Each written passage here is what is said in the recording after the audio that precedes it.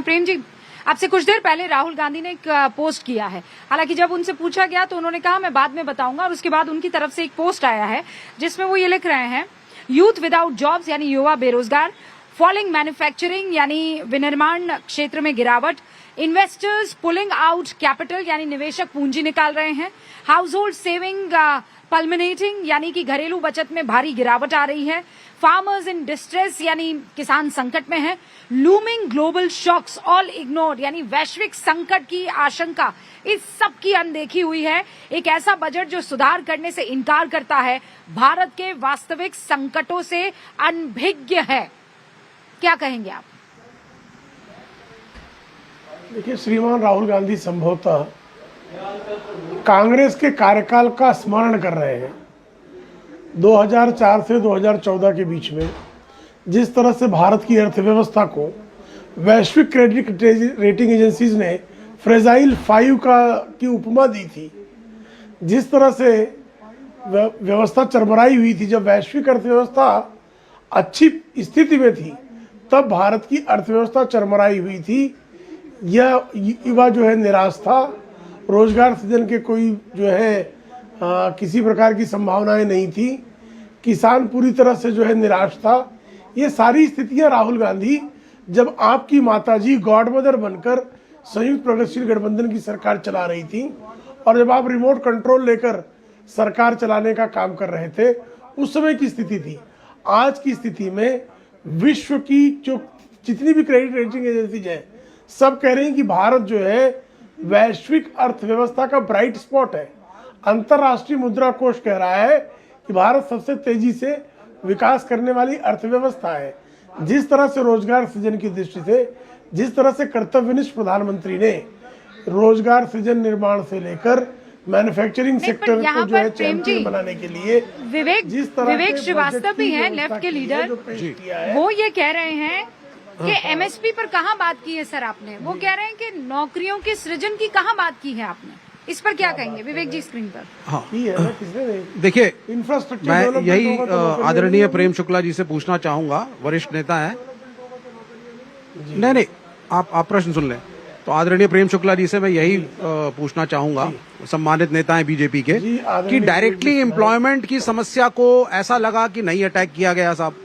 दूसरी बात, आपने मनरेगा को हटा करके जो नया आपने ग्राम जी राम जी जो भी आप कहें आप लेकर के आए हैं। अरे वो ग्राम जी नहीं है, जी राम जी। आपको जी राम जी बोलने में क्या दिक्कत हो जाती है? वो हर चीज में राम को ले आओ और काम राम वाला करो मत, ये समस्या हो जाती है। थोड़ा काम भी राम वाला करो। तो आदर में ही बोल दीजिए ना जी राम जी। राम के नाम से जो हाँ जी क्यों नहीं बोला जाता है आपसे? अब हम तो उसे ग्राम जी ही कहेंगे। नहीं, क्यों कहेंगे ग्राम जी? आप यहाँ ग्राम जी कहेंगे और हम सुन लेंगे। क्यों सुन लेंगे भाई? अब आप लेकिन मुद्दे को सुनिए ना। नहीं, पहले बोलिए जी राम जी। जी राम जी तब बोलेंगे जब आप बोलेंगे जी राम जी, फिर आगे बढ़िए। जी राम जी आप लोग मुद्दा ही जी राम जी का था। अरे काम की चीज को मुद्दा नहीं बनाते जी राम जी का ही था। 40%। मैं ये कह रही हूँ, मनरेगा अगर मुद्दा था तो आप मनरेगा पर बात करते जी। आप लोगों ने पूरा मुद्दा शिफ्ट कर दिया जी उसके नाम पर। अरे जी राम जी, आदर सत्कार पे भी किया है, आदर सत्कार उसकी टेक्निकलिटीज भी गलत है। जहाँ नहीं आपको दिक्कत लग रही है तो आप उस नीति केंद्र पर सरकार देना पैसे सारे, आप उस नीति पर बात कीजिए। मैडम, 40%। सुनिए, आप अनादर कर जाते हैं। नहीं, मैं अनादर किसी का नहीं कर रहा। फोकस फिक्स हो जाता है उस अनादर। ऐसा नहीं है। देखिए, हमारा ये मानना है, जब आपने जी राम जी, अब शायद आपको अच्छा लग रहा है, तो जी राम जी के अंदर किसी को भी अच्छा लगेगा, लेकिन आपको ये अच्छा लग रहा है कि उसमें 40% बर्डन राज्यों को दे दिया गया, और वो राज्य जिनके पास पैसे नहीं है, राज्य पैसा दे नहीं पाएगा मजदूरों को, मजदूरों के पास पैसा आएगा नहीं। अच्छा, पीयूष लोहिया जी भी सेंट्रल गवर्नमेंट का रोल था ना, real estate expert. Central government was supposed to fund. सुनिए, राज्य सरकार इसीलिए नहीं कर पा रहे थे, वो सारे पैसा फजूल में खर्च कर रहे थे। उसकी बात आप कह नहीं रहे थे। प्रधानमंत्री ने ये बात कहा था, प्रधानमंत्री ने ये बात कहा था, सार्वजनिक रूप से कहा था, आप इस तरीके से स्टेट का पैसा आप लोग वेस्ट किया जा रहा है। हम तो कह रहे हैं केंद्र का पैसा वेस्ट हो रहा है, संक्षेम के नाम पे वेस्ट किया जा रहा है। यही तो बात थी। हम तो कह रहे हैं केंद्र का पैसा वेस्ट किया जा रहा है। कैपिटल एक्सपेंडिचर के नाम पे आप कैपिटल एक्सपेंडिचर बढ़ा रहे हैं। वो बात को आप लोग पैसा एक्नॉलेज तो करने का दूर है। एक छोटा सा बिंदु यहाँ पे देखिए, real estate expert Piyush Lohia ji भी हमारे साथ जुड़ चुके हैं। Lohia world space F real estate नाम है ना sir? Lohia world space. Alright. Piyush ji, MNREGA को लेकर भी बड़ी चर्चा हो रही थी कि पहले मनरेगा में 100 दिन का रोजगार मिलता था, अब जी राम जी आया तो वो 125 हो गया। फिर ये बताया गया कि पहले मनरेगा में मजदूरों को गड्ढा खोदने के लिए पैसे दिए जाते थे, अब इंफ्रास्ट्रक्चर बनाने के लिए पैसे दिए जाएंगे। मतलब आसान शब्दों में समझाऊं, आप किस बात से अग्री करते हैं? सी आई थिंक जो भी कार्य कर रहे हैं वो उसका उनको मेहनताना मिलना चाहिए, तो उसमें गलत क्या है? पैसा कहाँ है? पैसा कहाँ है? 40% राज्यों को अगर देना पड़ेगा, राज्य ऑलरेडी कैश ट्रैप्ड है। Earlier it was being funded by the central government. आपने सारा बर्डन राज्य सरकार पे डाला, मजदूर को मिलेगा क्या? नहीं दे पाएंगे राज्य, कौन सफर करेगा? गरीब मजदूर, उसकी किसी को चिंता नहीं है। शेयर मार्केट उछलना चाहिए, उसकी सबको चिंता है। आप समझिए ना। वो राज्य में केरला ही नंबर 1 था। आप पहले केरला के बारे में बताओ। अरे केरला तो तो बहुत आप अच्छा राज्य रिप्रेजेंट है। करते हो, केरला को तो बताओ। केरला तो नंबर 1 स्थान पे है वो। क्यों? तो केरला के बारे में बात करें ना। अच्छा, अब इस मसले पर बात करें उससे पहले पीयूष जी, बजट आपको कैसा लगा ये बताइए। आई थिंक बजट में कोई भी मेजर हेडलाइन नहीं है, that is missing, no doubt. कई लोग ऊपर हमारे न्यूज रूम में चर्चा चल रही थी कि बजट दूरदर्शी, बाद में समझ आएगा।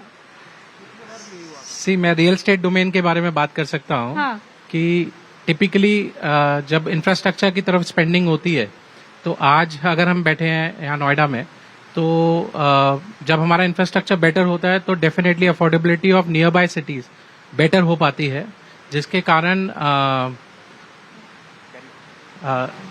जी जिसके कारण जो आसपास के शहर हैं या जो टियर 2 टियर 3 सिटीज हैं वो डेवलपमेंट इनवाइट करते हैं, एंड जिसके बेसिस पे इवेंचुअली जैसे सोनीपत हुआ या मुरादाबाद हुआ या हापुड़ हुआ, तो ऐसे जो टियर 2 टियर 3 सिटीज हैं उधर अपॉर्चुनिटी मिलती है, लाइक जब रोड इंफ्रास्ट्रक्चर की तरफ कैपेबिलिटी बढ़ती है।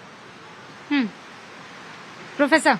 नहीं, मैं एक बात आपको क्लियर कर देता हूँ। जी राम जी एक इंक्लूसिव ग्रोथ इकोनॉमी, मास इंक्लूसिव ग्रोथ इकोनॉमी का एक उद्देश्य पूरे का प्रोजेक्ट था, जो पूरा 1947 से लेके 2025 तक किसी ने सोचा भी नहीं था। अरे आपको पता ही नहीं है मनरेगा की और जी राम जी के बीच में अंतर क्या है, ये बताओ पहले। करना नहीं चाहते थे आप वेलफेयर, आप चाहते नहीं थे पैसा पहुंचे। अंतर जानते हो तो अंतर तो बताओ। आपने उसको खत्म करने का एक नया तरीका निकाला। जी राम जी की आप लेबर वेलफेयर करना ही नहीं अरे चाहते आप लोग ये मनरेगा। अच्छा बस रुक जाइए। आप लोग इस बात पे क्यों बहस कर रहे हैं? इत्मीनान से इस पर चर्चा हो सकती है, बहस की जरूरत नहीं है। सुनील अलग साहब हमारे साथ यहाँ पर जुड़ चुके हैं, बहुत बहुत स्वागत है सीईओ ब्रिटानिया इंडस्ट्रीज के। सुनील जी, कैसे देखेंगे आज के बजट को आप? आज की बजट तो ग्रोथ एलिमेंट, जितना ग्रोथ हो सकता है उन्होंने उतना ही कोशिश की है कि भैया 9 महीने के लिए, 1 साल के लिए मैक्सिमम बजट तो है, बट बजट स्ट्रैटेजी उन्होंने काफी दूर तक दिखा दी। 25% स्ट्रैटेजी होती है, 90% 75% टैक्टिकल होता है हर एक बजट। 1 साल के लिए उन्होंने बजट दिखा दिया है।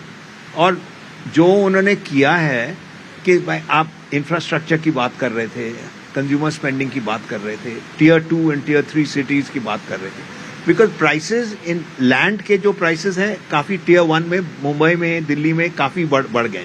पर टियर 2 एंड टियर 3 में जब तक वो टूरिज्म, जितने एम्प्लॉयमेंट क्रिएट कर सकते हैं इंटरनली, वो क्रिएट कर दिया इस बजट का।